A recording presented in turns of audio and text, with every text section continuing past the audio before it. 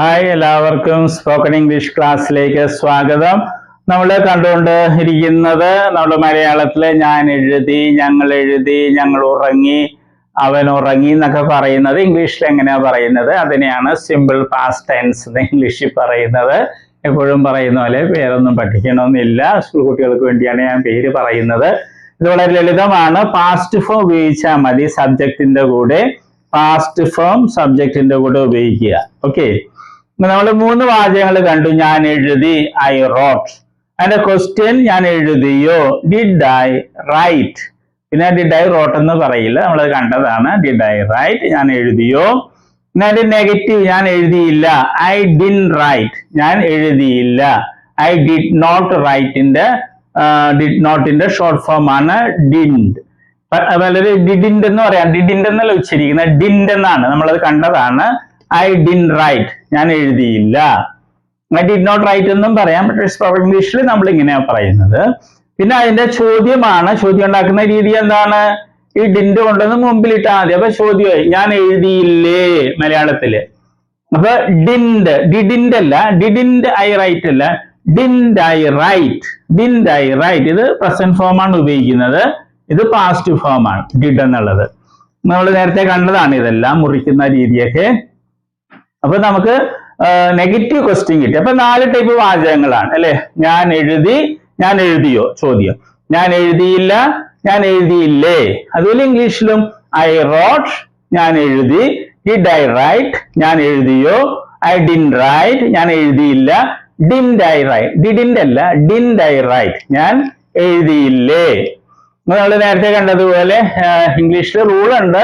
Subject singular ആകുമ്പോൾ വെർബും singular ആയിരിക്കണം, subject plural ആകുമ്പോൾ വെർബും പ്ലൂരൽ ആയിരിക്കണം. പക്ഷെ ഇവിടെ ഈ ടെൻസില് അവരെല്ലാത്തിനും ഒന്ന് തന്നെ ഉപയോഗിക്കുന്നത്. അത് നമുക്ക് എളുപ്പമായി, അല്ലെങ്കിൽ വേറെ ഒന്നുകൂടി പഠിക്കേണ്ടി വന്നതാണ്. നമുക്ക് നോക്കാം. ഡിൻഡ് ഐ റൈറ്റ്, ഞാൻ എഴുതിയില്ലേ. ഡിൻഡ് ഐ റൈറ്റ്, ഞാൻ എഴുതിയില്ലേ. നെഗറ്റീവ് ക്വസ്റ്റ്യനാ. Didn't I write my exam, ഞാൻ എന്റെ പരീക്ഷ എഴുതിയില്ലേ. ഞാൻ നിന്നോട് പറഞ്ഞില്ലേ. Didn't I tell you, didn't I tell you. Didn't I go, ഞാൻ പോയില്ലേ. ഡിൻഡ് ഐ ഗോ, ഞാൻ പോയില്ലേ. ഡിൻഡ് ഐ ഹെൽപ്പ്, ഞാൻ സഹായിച്ചില്ലേ. ഞാൻ നിന്നെ സഹായിച്ചില്ലേ. Didn't I help you, didn't I help you. Didn't I come, ഞാൻ വന്നില്ലേ. നീ വിളിച്ചപ്പോൾ ഞാൻ വന്നില്ലേ. ഡിൻഡ് ഐ കം, ഞാൻ വന്നില്ലേ. ഡിൻഡ് ഐ കട്ട്, ഞാൻ മുറിച്ചില്ലേ. നീ വി വെച്ച ഞങ്ങൾ അല്ലെങ്കിൽ നമ്മള്. ഡിൻ വി റൈറ്റ്, നമ്മൾ എഴുതിയില്ലേ. ഡിൻ വി ഗോ, നമ്മൾ പോയില്ലേ. ഡിൻ വി ഹെൽപ്പ്, നമ്മൾ സഹായിച്ചില്ലേ. ഡിൻ വി കം, നമ്മൾ വന്നില്ലേ. ഡിൻ വി കട്ട്, നമ്മൾ മുറിച്ചില്ലേ. നീ യു വെച്ച നീ, നിങ്ങൾ, താങ്കളൊക്കെ യുവിന് അർത്ഥമുണ്ട് മലയാളത്തില്. Didn't you write, didn't you not didn't you, didn't you write, നീ എഴുതിയില്ലേ. ഡിൻ യു ഗോ, നീ പോയില്ലേ. നീ അവന്റെ വീട്ടിൽ പോയില്ലേ. Didn't you go to his house, didn't you go to his house. Didn't you went എന്ന് പറയരുത്, തെറ്റിപ്പോകും. ഇവിടെ എപ്പോഴും പ്രസന്റ് ഫോം ഉപയോഗിക്കുള്ളൂ, കാരണം ഇത് ഇവിടെ പാസ്റ്റ് കിടക്കുന്നുണ്ട്. ഡിഡ് പാസ്റ്റ് ഫോമാ. ഓക്കെ. ഡിൻ യു ഹെൽപ്പ്, നീ സഹായിച്ചില്ലേ. നീ അവരെ സഹായിച്ചില്ലേ. Didn't you help them, didn't you help them, didn't you help them, നീ അവരെ സഹായിച്ചില്ലേ. ഡിൻ യു കം, നീ വന്നില്ലേ. ഡിൻ യു കട്ട്, നീ മുറിച്ചില്ലേ. ഡിൻ ഹി അല്ലെ, ഡിൻ ഹി റൈറ്റ്. ഇത് തന്നെ ഹി സിംഗുലർ ആണെങ്കിൽ ഇത് തന്നെ ഉപയോഗിക്കുള്ളേ. ഡിൻ ഹി റൈറ്റ്, അവൻ എഴുതിയില്ലേ. അവൻ അവന്റെ പരീക്ഷ എഴുതിയില്ലേ. Didn't he write his exam, didn't he write his exam, didn't he write his exam. Practice ചെയ്യണം.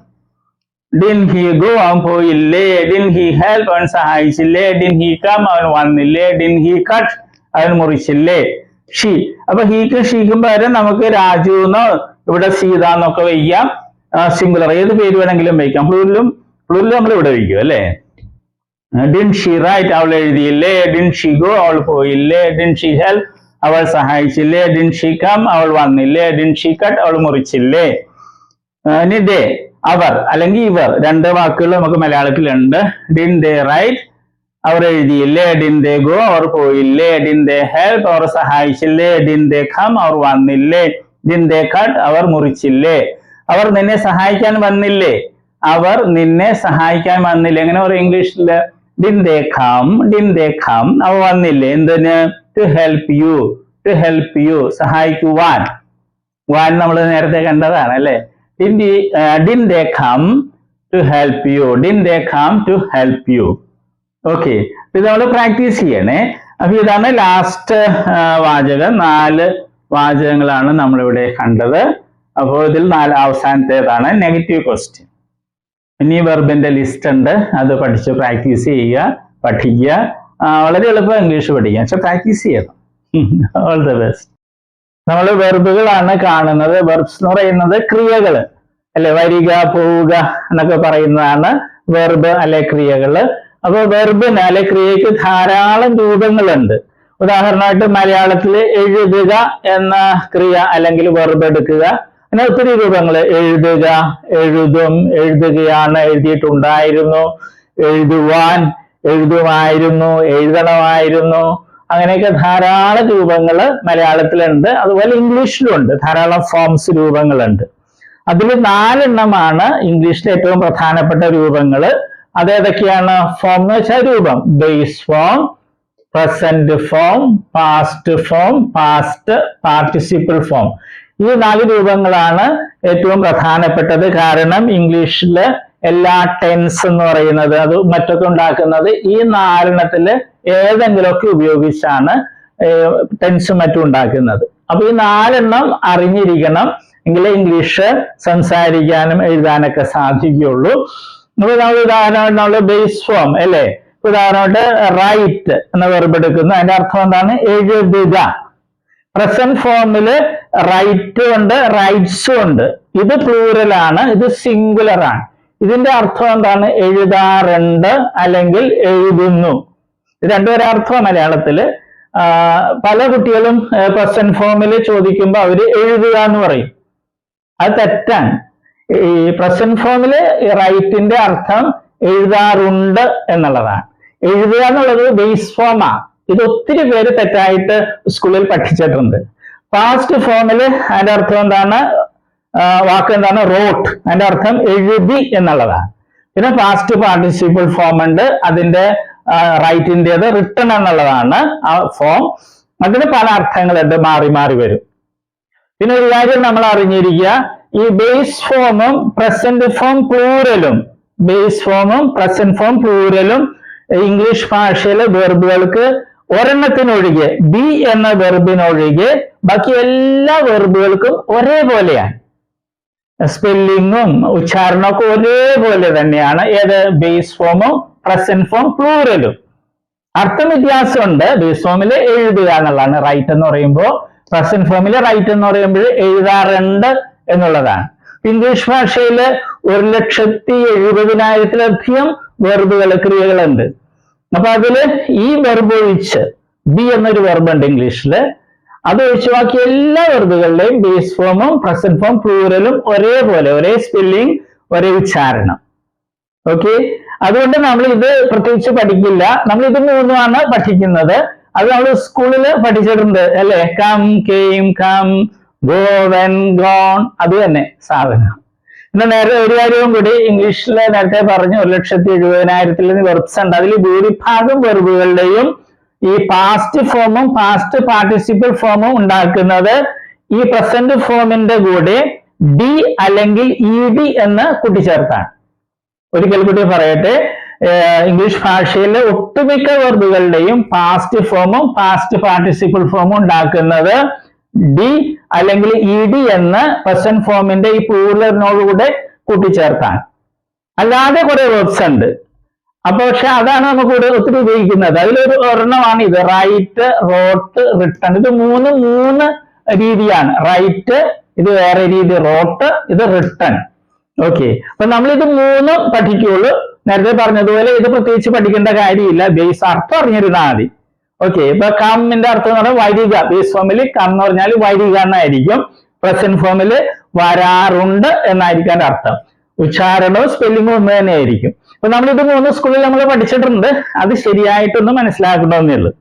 നമ്മളൊരു 16 ലിസ്റ്റ് വെർബുകൾ ഉണ്ടാക്കിയിട്ടുണ്ട്. ഏറ്റവും കൂടുതൽ ഉപയോഗിക്കുന്ന വെർബ്സ് ആണ്. ഇടിയും ചേർത്തതും ഉണ്ട്, പിന്നെ ഈ പ്രത്യേകതയുള്ള വെർബ്സും ഉണ്ട്. അത് നമ്മൾ പഠിക്കണം. ഇത് നമ്മൾ കാണുന്നത് വെർബുകളുടെ ലിസ്റ്റിലെ 14ാമത്തെ ലിസ്റ്റാണ്. വെർബുകളുടെ ധാരാളം ഫോംസിൽ 4 ഫോംസ് ആണ് ഏറ്റവും പ്രധാനപ്പെട്ടത്. Base form, present form, past form, past participle form. കാരണം ഇത് ഉപയോഗിച്ചാണ് ഇംഗ്ലീഷിൽ എല്ലാ ടെൻസുകളും മറ്റും ഉണ്ടാക്കുന്നത്. അതുകൊണ്ട് ഇവ അറിയാതെ ഇംഗ്ലീഷ് നന്നായിട്ട് സംസാരിക്കാനോ എഴുതാനോ സാധിക്കില്ല. പിന്നെ മറ്റൊന്നുള്ളത്, നമ്മൾ ബേസ് ഫോം പ്രത്യേകിച്ച് പഠിക്കില്ല. കാരണം ബേസ് ഫോമും പ്രസന്റ് ഫോം പ്ലൂറലും സ്പെല്ലിങ്ങിലും ഉച്ചാരണത്തിലും ഒരുപോലെ തന്നെയാണ്, പക്ഷെ അർത്ഥം വ്യത്യാസമുണ്ട്. പിന്നെ മറ്റൊന്ന്, പ്രസന്റ് ഫോമിന് പ്ലൂറലും ഉണ്ട് സിംഗുലറും ഉണ്ട്. സാധാരണ എസ്ഒ ഇഎസ്ഒ ഐഎസ്ഒ ഒക്കെ കൂട്ടിച്ചേർത്താണ് സിംഗുലർ ഉണ്ടാക്കുന്നത്. അത് പ്രത്യേകം ശ്രദ്ധിക്കുക. അപ്പൊ നമുക്ക് തുടങ്ങാം. Do, did, done, fall, fell, fallen, forget, forgot, forgotten, give, gave, given, forgive, forgave, forgiven, go, went, gone, hide, hid, hidden. ഈ വെർബുകളുടെ പ്രത്യേകത എന്താണ്? ഈ 7 വെർബുകളും മൂന്ന് രീതിയിലാണ്. പ്രസന്റ് ഫോമിൽ നിന്ന് വ്യത്യാസമാണ് പാസ്റ്റ് ഫോം, പാസ്റ്റ് ഫോമിൽ നിന്ന് വ്യത്യാസമാണ് പാസ്റ്റ് പാർട്ടിസിപ്പിൾ ഫോം. ഇതിനുള്ള വെർബുകളൊക്കെ നമ്മൾ പ്രസന്റ് ഫോം പ്ലൂറലിന്റെ കൂടെ ഡി എന്നോ ഇ ഡി എന്നോ കൂട്ടിച്ചേർത്താണ് പാസ്റ്റ് ഫോമും പാസ്റ്റ് പാർട്ടിസിപ്പിൾ ഫോമും ഉണ്ടാക്കുന്നത്. നമുക്ക് തുടങ്ങാം.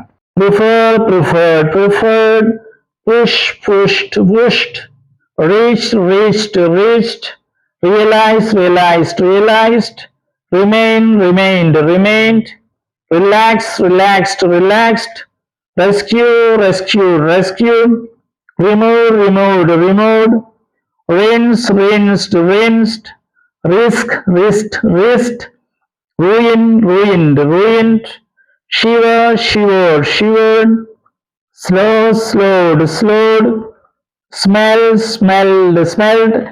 സ്മെൽറ്റ്, സ്മെൽറ്റ് എന്നും കൂടി അതിന് പാസ്റ്റ് ഫോമും പാസ്റ്റ് പാർട്ടിസിപ്പിൾ ഫോമും ഉണ്ട്. അത് പ്രത്യേകം ശ്രദ്ധിക്കുക.